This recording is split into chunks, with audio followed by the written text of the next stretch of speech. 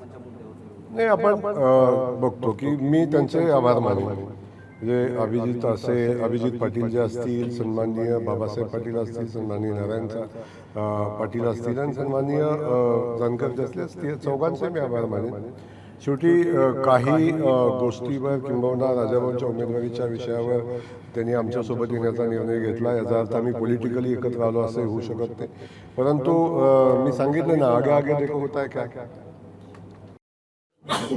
लोकसभा धाराशिव लोकसभा मतदारसंघाचे ओमराजे निंबाळकर ते स्वतः देखील महायुतीमध्ये आता येत आहेत. त्यांचं कशा पद्धतीनं स्वागत करतात? कारण बार्शीमध्ये एक आमदार आले, त्यांच्या रूपानं खासदार देखील सत्तेत असणार.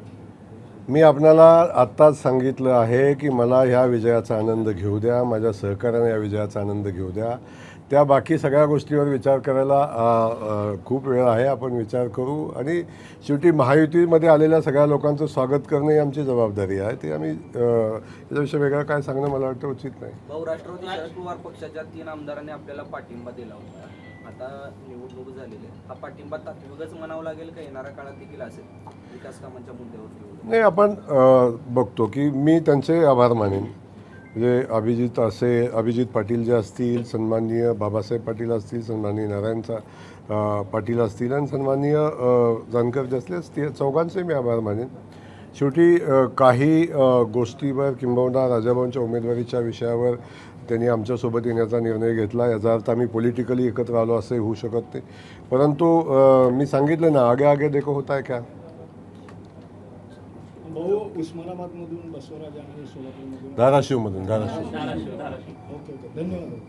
तर सोलापूरमधून राजेंद्र येणाऱ्या काळामध्ये लोकसभेवर दावा ठोकण्यासाठी आता सज्ज आहे भाजप. कोण भाजप दावा ठोकण्याचं लोकसभेसाठी भारतीय जनता पक्ष योग्य ठिकाणी दावा ठोकेल.